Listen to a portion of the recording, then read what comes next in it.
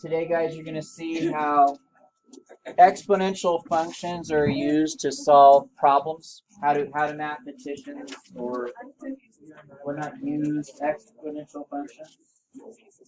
Um, let's go ahead and begin here. All right, before we begin the lesson, I want to get some basic skills down with you guys. So before I begin, actually, you're going to need a calculator for today's lesson. So could you guys come grab a calculator real quick? Let's review some stuff about percents here. So a lot of times when you do math with percents, you need to convert them into decimals. Now, I'm going to tell you the technical way to do that, but then there's also a fast way, okay? So the technical way is you take the number and you divide it by 100. And you guys could do that on your calculator. What do you get? 0.95. 0.95, right? So the shortcut is kind of like this. You move the decimal over twice. That's it. Okay, pretty easy. So what would this one be? 1.50. 1.50, right? What would the next one be?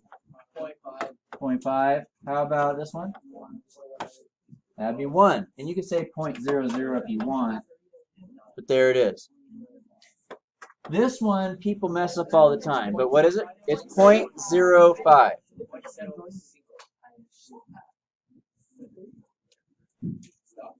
John, what's 5% as a decimal? 0.05. Good. I want to make sure you're with me there. All right, so there you guys have it. So that's how you convert a percentage into a decimal, because a lot of times you're doing math with a decimal or a percent, you have to translate that into a decimal, right?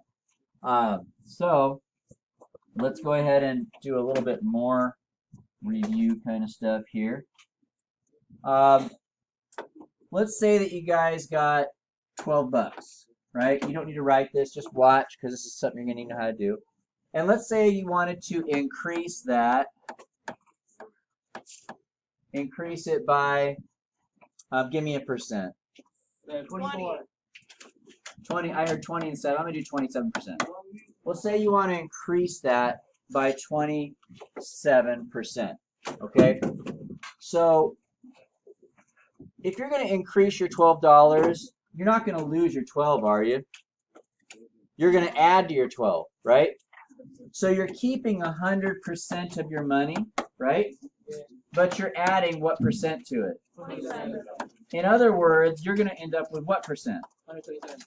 You're going to have 127%. But if I want to do math with this thing, I need to convert it to a decimal. So what is this as a decimal? 1.27. Okay? Hold on. Now you're going to multiply this by 12. So on your calculators, we have 12. I want to find what's 127% of 12. This is how you do it. You multiply 12 by 1.27. So what do you guys get when you do that? So now you guys know how to tip your waitresses, right? You're supposed to give at least 15%, they say. So you're gonna multiply your bill by 1.15. Yeah. Or no, I'm sorry, 0.15. But back up. Go ahead. I don't know where I'm do this from. Don't you just take the 0.27, multiply that by 12, and you add that to? That works too. That would work. That would work.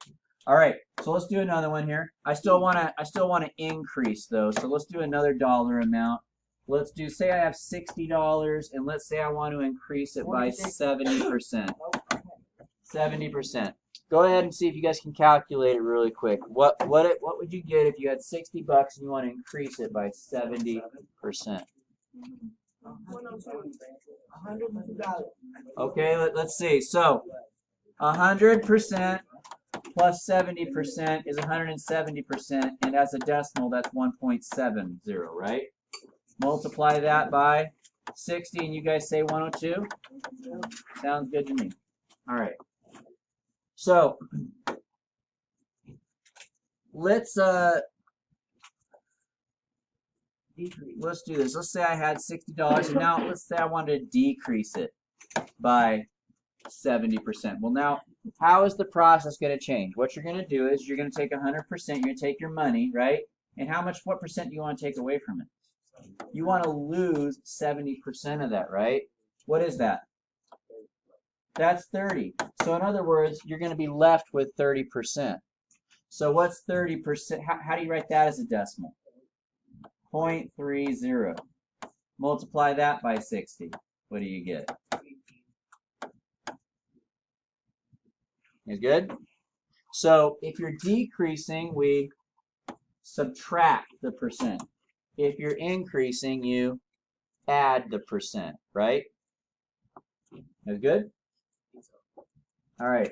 So let me throw some more in. I just want to quiz you guys, make sure you're getting the idea here. So let's say you got 82 bucks and you want to increase by 7%.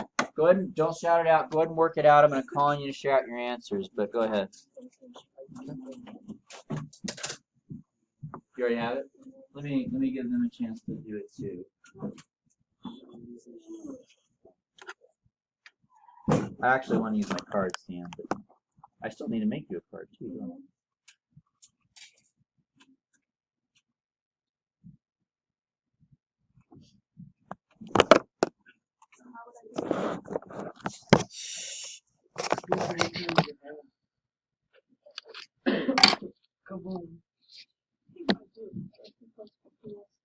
So what'd you get, Sam?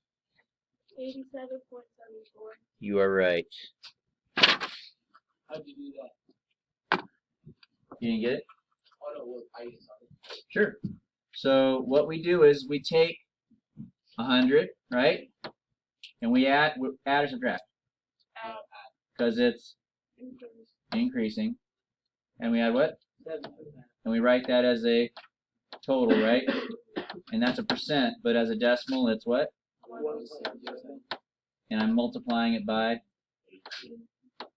82. Okay, and that you get 87.74. Okay, one more, and then I'm gonna call on you again at random. Here you go. Let's say you got 16 bucks, and you want to decrease it by, let's say 92%.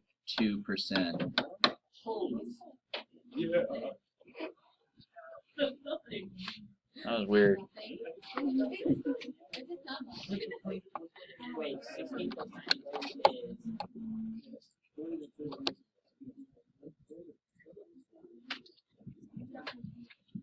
Oh, subtract it. Yeah, it was 19 minus 16 minus, is it going to be negative? No. It's not 16 minus 7. No. Oh, yeah. Right. All right, let's see. I'm gonna call on someone this time. David, what'd you get? No? How's about Augustine?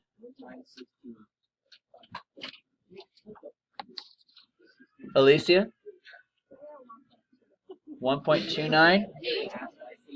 All right, let's see if that's right. So, what we do is we're going to have 100%, right? And we want to decrease that by 92%, which leaves me with what percent? That's 8%. But what?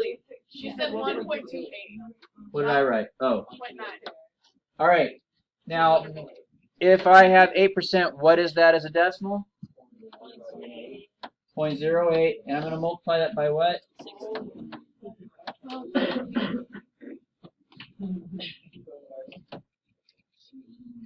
Yep, and I agree with her. 1.28 looks good. All right, so now I'm going to set this up a little bit differently. I want you guys to see if you can track me here. Ready? So remember how like we said, okay, 100 minus 92%, and then I change it to a decimal afterwards. We could change it to a decimal first, right? So what's this as a decimal? What's that? 0.92.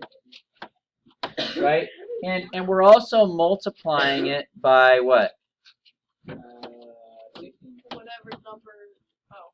So we could do this a little bit faster by just taking the original amount of money you have, putting it here. There's always going to be a 1 here for your 100%.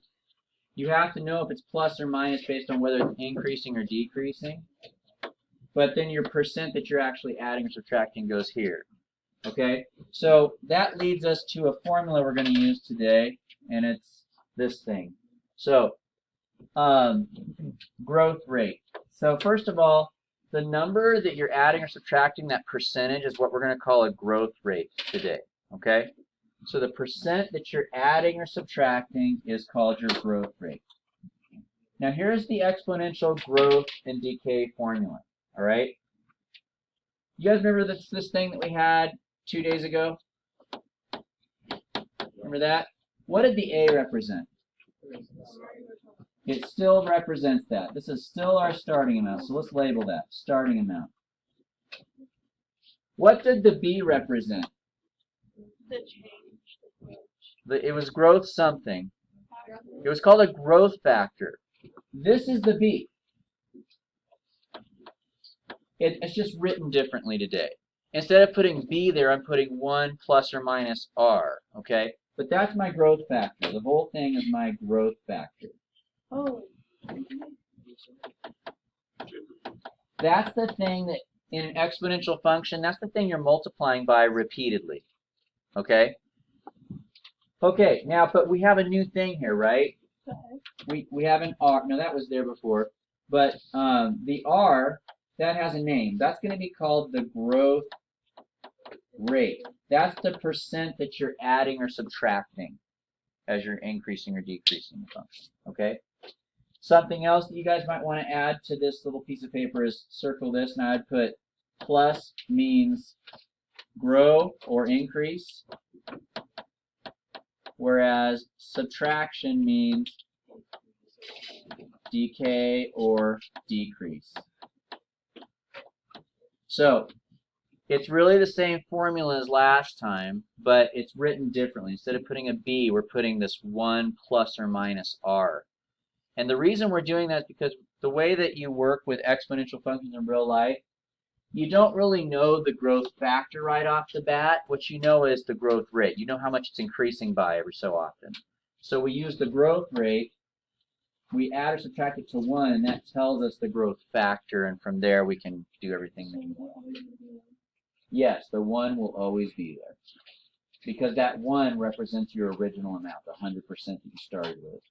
The plus or minus R represents how much you're gaining or losing. Okay? So that's the new way we're going to write our exponential function. Huh?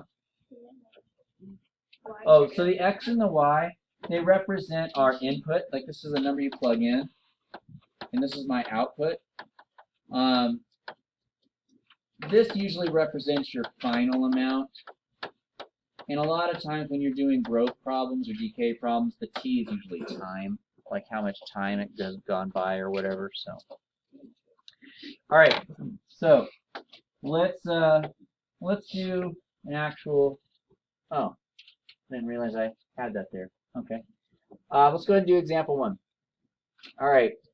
So for today's problems, how it's going to work is I'm going to give you a story problem, and our job is going to be to find out what the starting amount is, what the growth rate is, what the growth factor is, and then we're going to turn it into an equation. So ultimately, we're trying to turn the words into an equation.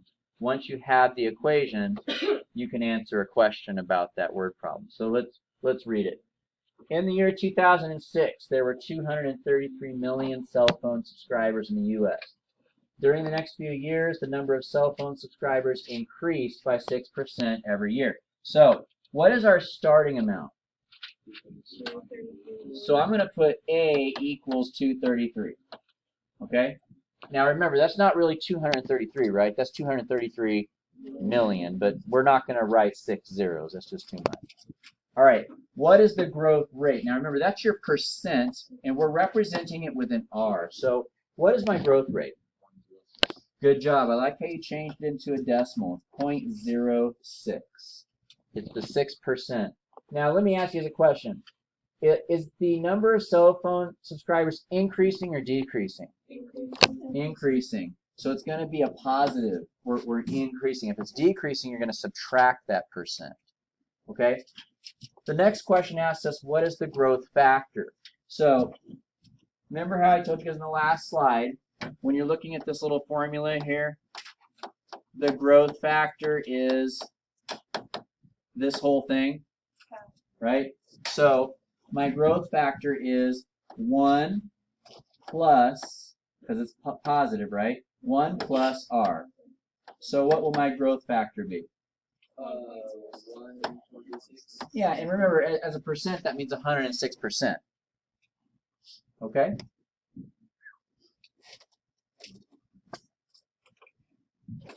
So what's happening is we have this population of 233 people. Every year, it's getting multiplied by 106%, or 1.06. It increases by 6% every year. Now, if that's every year, you're multiplying that 106 over and over and over, which means that you get a power, and that's why it's an exponential function. So we're going to write an exponential function now to model this scenario. X in our problem is going to represent the number of years after 2006. So like, let's say X equals 2. What's 2 years after 2006? So that's what that, so X equals 2 would mean 2008. Okay? And Y represents the number of cell phone subscribers in millions. So remember, if you get an answer like 300, that really means 300 million. All right, so here we go. We're going to use this little formula here. I'll write it again right above it so that you guys can kind of get it. All right, so what's my starting amount? 233 comes first. And then it's 1 what? You could say 1 plus 0.06, but we already did that. It's what? 1.06. There you go. So this is a formula now, where if you plug in a number for X, which represents a certain number of years after 2006, the answer will tell you how many people are cell phone subscribers at that year. Okay? So that's what that means. All right, so starting amount, growth rate, just you got to decide whether it's positive or negative, and then find your growth factor, write an equation. Now we can actually do a problem with this. So use your function to predict how many cell phones there will be in the year 2010. Now if it's 2010, that means X equals 4, because that's 4 years after 2006, right? So go ahead and write this with me. 233. 1.06 to the power of what? 4. And this is where we get to use our calculators. So, ready? Get out your calculators, and I want you guys to type in the following things. I want you to type 233, and then you guys can go ahead and put parentheses. That's for times, but you can just put parentheses. And then you're going to type 1.06. You guys remember what button makes a power? Called a little caret, looks like that. It's a caret button. And then you're going to type the power, which is 4. And then from there you should be able to push the equal button and be good to go. So what are we getting? 288 million.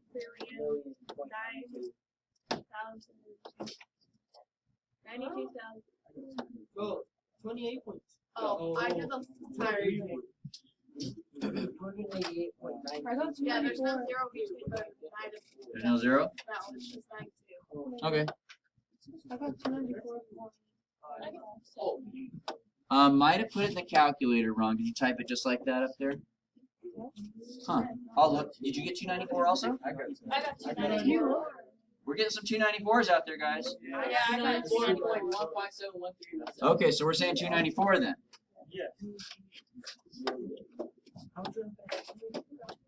Point what again? It's 281. 157. Okay. 157. 138. We're good. Okay. No, it's can you do it? Don't you do You want me to exponent do first? it? Yeah, you tell us what it is. Mr. Billy, don't you do exponent first? No. Parentheses? Oh, well, okay, so you guys who are getting, okay, 294 people. Did you use my calculators? Yeah. Okay, are you guys using your cell phones? No. Okay, because, let's see, because if you're using your cell phone, Mike is right, you have to start with the power first, but on my calculators, you guys should be able to just type the whole thing in all at once. So I'm just going to type it all in at once here real quick. I'm getting 294, guys. 294. What you guys should see on your screen should look exactly like this. If you don't see that on your screen, you're not doing it right. That's what you should see. So you have it. You're good. Oh, well, yeah, the yellow ones make it look like. Huh? It's probably just getting typed in funny sometimes. And that's why I'm teaching this, because calculators are an issue in this chapter. Yeah. Yeah, go ahead. Okay, but I want to back up. So the first thing I did was I looked at my word problem and I identified my starting amount, my growth rate, which is the percent, and then you add or subtract that number from 1 depending on whether it's increasing or decreasing, and that tells you your growth factor. Then you can turn it into an equation. Starting amount here, growth factor here. To answer your last question, just plug in a number and use your calculator. Okay? So that means... Huh? I think so.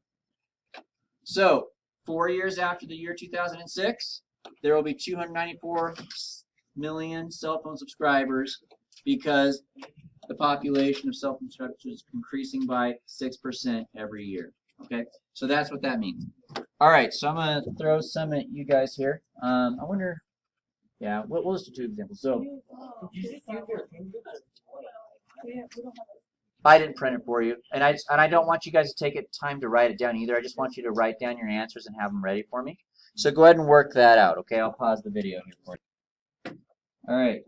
So yes, it's that it's decreasing. So let's go ahead and do it here. So the value of a new mountain bike is $500. Every year, the resale value of the bike decreases by 25%. So let's go through it together here. So Paris, what is my starting amount? Thank you. Next question is going to be going to Jonathan Rivera. What is the Why'd you growth? have to say my last name? What is the growth rate, John? 0.25. It is 0.25. Good. And next question is going to go to Leslie. Plus or minus 0.25. Good, because we're decreasing. It says the price is decreasing. Next, we go into Micah. How would I find the growth factor? What would I do? Good. You could say minus, right? And that's going to be equal to 0.75. Good. All right. Kiara, what would the equation be for this problem? 500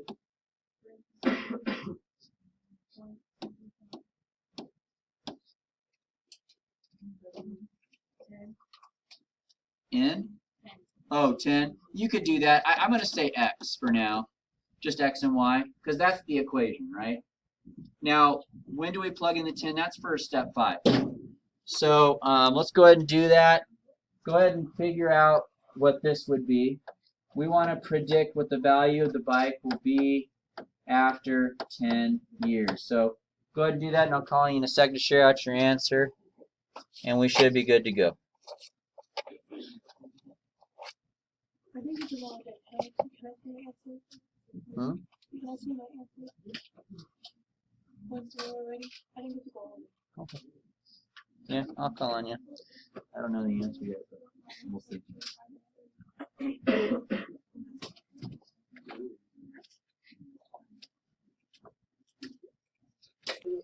All right, so are we agreeing? Yes. All right, so the bike is almost worth nothing after 10 years, apparently.